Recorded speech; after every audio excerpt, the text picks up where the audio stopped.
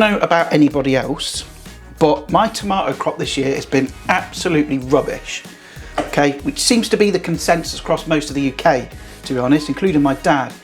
The weather's just been awful, there's not been enough sun, so what I had to do was a couple of weeks ago I took them all off the vine because none of them ripened on the vine, they're all green, and I stuck a couple of bananas next to them, and as you can see I've got a glut of mostly ripe tomatoes. There's a few ones that aren't quite fully there, but I'm going to make a soup out of those because they're not much good for anything else. And it's going to be slightly different this video. It's not going to be a strict recipe as such. I'm completely freestyling it. And the reason for that is because I kind of want to show you more about technique. Like, you don't always have to follow a strict recipe.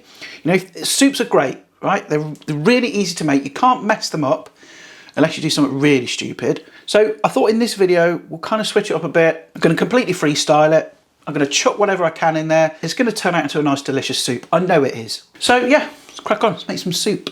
I've actually got some other bits in here I'm going to use. So I'm going to chuck some celery in. I've got like 3 of these sort of peppers left, these little mini peppers. I'm going to chuck them in as well. Again, like, I'm just using what I've got. And that's, you know, it's a really good way to kind of use up stuff that's on the turn. It stops a lot of food waste. I've also got a few cherry tomatoes left as well from something else I made the other day. I'm going to chuck those in. Basil. Yeah, we'll just kind of go from there, I think. What I am going to do first though is get the oven on because I'm going to roast my tomatoes. That's going to concentrate the flavour. So I'm going to whack it on at 180. And I think I'm going to give these tomatoes a good wash. So get some water in there. Whack them in. I'm just going to give these a bit of a wash. Take the vines off. You don't want to eat them. Now, I've got my roasting tray here with a bit of baking paper on there. And what I'm going to do is, with the little ones, I think, I'm just going to chuck them straight in. Little cherry ones. I'll chuck them in whole. But some of these bigger ones, I'm just going to cut those in half. Some recipes say, oh, you know, take the core out and all that. But I've never done that, and it's been fine. Because I'm going to whiz it all up here with a stick blender anyway. But I think what I might do, some of these gnarly ones here, I think these are ox heart ones that I planted, they've got quite a gnarly core, so I might just whip that out and just again cut that up probably into quarters. Then with the peppers I'll just, you know, take the ends off, de-seed them and just cut them up into chunks as well. Look at that, all those flipping tomatoes. So I can get those into the roasting tray along with my cherries. Chuck in my few peppers. And if you've got like more tomatoes, less tomatoes, just kind of adjust it as you go. You might need a bit more stock, you might need a bit less stock. Cook with feeling and love. You can't go wrong this. I'm going to add a bit of salt and pep. This peppermill shit. Cheap one from the shop. And then I'm going to add a good fat lug of olive oil. Get your hands in, smoosh it about a bit. And then we're just going to pop this bitch straight into the oven. Easy, innit? And they're done when they're done, aren't they? You know, just keep an eye on them. It could take half hour, 45 minutes, could take an hour. Just, again, don't matter, does it? Just check on them, you know, when they're all nicely sort of roasted. We all know what roasted veg looks like. So nice and roasted, all the juices come out and they're smelling lovely. That's when they're done. But whilst that's carrying on with that, we'll start the base for our soup. Right, so I'm going to take this big fat onion. And look, again, you don't need to be fussy because it's all going to get blitzed up. I'm just going to cut this up into chunks. And yes, it's a lot of onion, but who fucking cares? Just into kind of bits like that, really. Chunks. Oh. So I've got a big pot here. I'm going to chuck in some rapeseed oil because I've run out of olive oil. Plop in the onion, get that in. And this is great for combating food waste, you know. We're all guilty of it, we've all done it. You know, I know people that will throw away a chicken breast just because it's one day past its use by, okay? We're all guilty of it, and this is a great way to kind of help prevent that because you can just chuck it all in a pot, use what bits of veg you got left, and you're going to make a nice delicious soup. I've got a couple of celery sticks, I'm going to whack those in, just going to chop them up, get them in. There we go. I'm going to put the hob on and get it on. I'll put it on quite high just to start it off, and then I'll turn it down because these electric hobs, they don't transmit heat very well, I don't think. Also, not forgetting the celery leaves. People chuck these away and I don't know why. This is all flavour, right? All of this, focus. That is flavour. Right, look. It's celery. Get it in. I'm going to tend to this for about half hour or so. 20 minutes, half hour. Just going to soften up the onions and celery. Ah, shit, those onions are strong. Fuck. I'm gonna add some garlic to my, oh shit. I'm gonna add some garlic to my soup. How much? I don't know, we'll just kind of wing it. We're measuring with our hearts today. Get this shitty paper or whatever, I'm just gonna do that. Actually, that was a stupid idea. I don't know why I did that. Yeah, back in a second. So I'm just gonna like chop that up a little bit. Again, don't worry, it's gonna get blitzed up. Then I'm gonna chuck that into our onion and celery. And look, if you want less garlic, put less in. If you want more garlic, put more in. If you don't like garlic at all, just leave it out. You know, it's not an alien ingredient that we don't know what it tastes like. We've all had garlic before, so just kind of you do you. You know, no one cares. Well, whilst that's doing its thing, I've got an announcement to make. I'm taken. I'm off the market, ladies. Right? I have a woman in my life, and she is. I'm not going to tell you too much because I don't know how much she wants me to tell you on social media, but her name is Shelby, and she's just beautiful.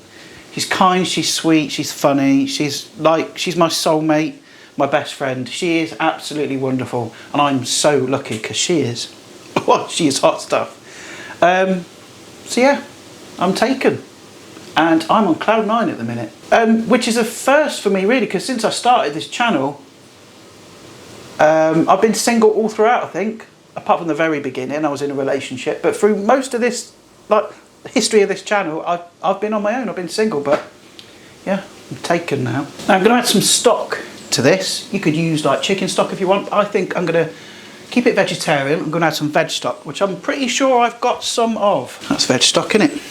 Yeah, bit of the old Knorr, 0 salt. Got it reduced. Good times. I think I'm going to whack in 2. I think. Okay, add some water to that. Might not need all that, but it doesn't matter because you can cool it down, then put it in a tub and stick it in the freezer, use it again.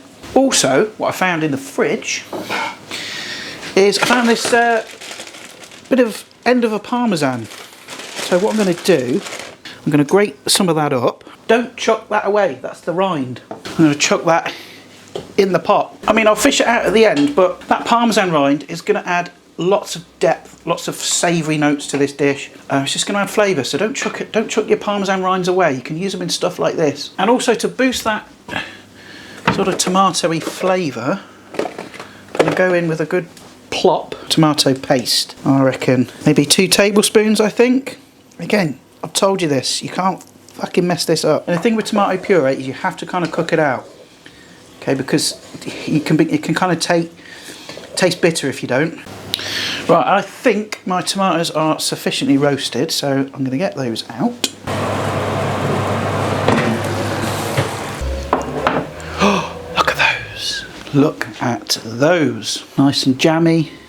Oh, hot too. They're going to add an intense flavour to our soup. I'm going to start adding these to my celery and onion mix. And the garlic as well. And yes, I know it looks a bit of a mess now, but trust me, this is going to come together and it's going to be absolutely wonderful. I'm going to give that another, I don't know, 15, 20 minutes, half hour, it doesn't matter. Just let it simmer away nice and gently. Just basically until you want those onions nice and soft. That's what you're looking for. Right, so this has been bubbling away for about 20 minutes. I'm going to fish out that parmesan rind. And here's the fun bit. So I've got my stick blender, right? If you haven't got one of these, I'm going to call it a moolie as well. This is relatively cheap. You can pick them up for like 15, 20 quid. But if you haven't got one of those, you can like chuck it in a blender. Or you can have it chunky like that. But yeah, I want my tomato soup to be nice and smooth. So, just going to go in, and it's going to be quite loud. Just whiz it up until smooth. There we go. So I've finished whizzing that up. You see how nice and smooth that is. It's not going to be like silky smooth. It's still going to be a few bits in there. But if you want it like really, really smooth, you can obviously pass it through a sieve. But bollocks that. I ain't got time for that. So I'm going to get that back on to a heat. Okay, and then I'm going to add some veg stock. I think I've made way too much veg stock, but so it doesn't matter.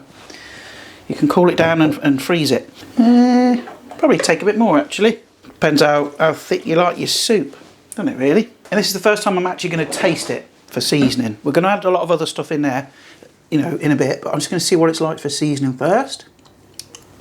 Very tomatoey, which is good because it's tomato soup, but it does need some salt. Again, you might have salt in your stock, so just kind of add the salt if you need it. I'm going to add more pepper, because why not? And this is where you can get creative, you know, with your flavourings. You can add all sorts of stuff in there. I'm going to add some of my own homegrown oregano, which I dried out in the oven and kind of blitzed it up. Because oregano and tomatoes is a match made in heaven, obviously. So I'm going to go in with a bit of that. I'm going to chuck in my grated parmesan from earlier, and then take some fresh basil leaves. I'm just going to rip those in. No need to, you know, chop it up. Just rip it in. Going to shake up my my cream. And no, just go in with a few plops. And again, you can add other herbs in there, different spices. You can have some chili in there. Thyme would be nice. Okay, just, you know, just add what you've got. It's the beauty of making a soup. They're a piece of piss. And I'll just leave that for another 5 minutes or so, just kind of come up to a gentle simmer. I think we're almost there. Right, let's just serve some of this delicious soup up. Oh shit.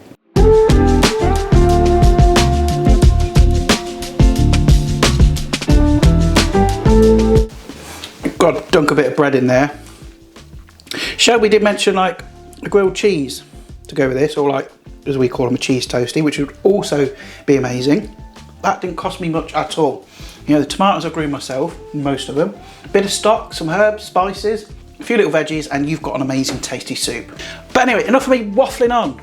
I shall love and leave you. I'm going to finish the rest of that soup, and I'll see your gorgeous faces next time. Don't forget to like, share, subscribe, please. Thank you very much. And I'll see you next time. Bye.